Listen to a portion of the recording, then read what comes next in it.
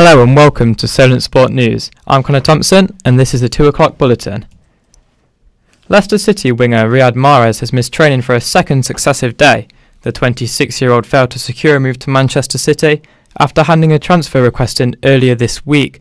The fee was believed to be around 95 million, which eventually fell through.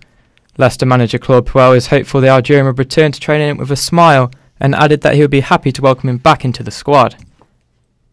It could be win or bust for Southampton this weekend.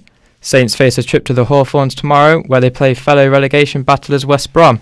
And Southampton, who are without a win in the Premier League since November, will hope to end their worst run in 23 years.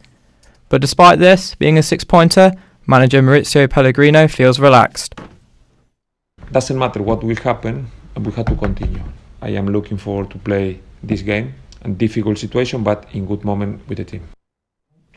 However, Southampton fans weren't so calm as their manager. There's a lot of games still to go. Is it 13 games or something? They can't lose it. It's a must-win game for them. I think it's a long way off yet. It is a six-pointer. It's very important for them to get a result out of that. They haven't had good results in the past, their past few matches, but I think that if they don't win it, then they are in a tricky position. If they do, then that could be a six-pointer. I don't think West Brom will decide it, but I think they will go down, yeah. No, not necessarily. I think there's a lot of games to go. I don't think one game will define their season. But having said that, they are in a lot of trouble. So they need to start picking up a series of wins. National newspaper journalist and TalkSport South Coast reporter Alex Crook reckons Pellegrino is out of a job if Saints lose. They dare not lose. I think if they lose, that could well be curtains from Maurizio Pellegrino. And even a draw, would set an unwanted record. It will be their longest ever run in the Premier League without a victory. That's not something that Maurizio Pellegrino, especially with the fans calling for his head, is going to want on his CV. To American football now. Minneapolis is playing host to this year's Grand Slam event, where two NFL giants clash at the US Bank Stadium with over 65,000 fans in attendance and over 106 million expected TV viewers worldwide. Our reporter, Scott Phillips, has more. On Sunday, two teams look to make history in Minnesota in the showpiece of the season. The New England Patriots take on the Philadelphia Eagles in the Super Bowl. The Patriots are looking for their record-equaling sixth title, while the Eagles will be hoping for their first.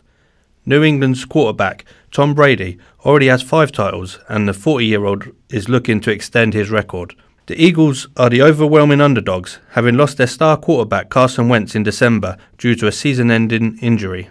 Justin Timberlake is performing the halftime show, and the singer has no doubts on where he places the New England Patriots quarterback. Yeah, Tom's great. He's the greatest of all time, officially. So, yeah, Tom's definitely the type of dude you'd invite over to watch the Super Bowl with you. The problem is he's always in the Super Bowl.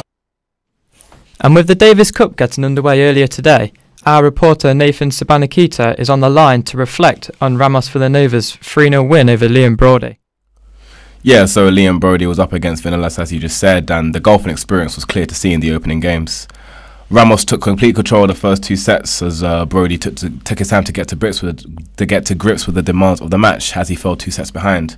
He came into the third set quite conclusively, had quite a bit of confidence. His serve and volley technique, Vinolas couldn't handle it, but in the end, the Spaniard came out winning 6-3, 6-4, 7-6 to give Spain a 1-0 lead in the opening day of the Davis Cup.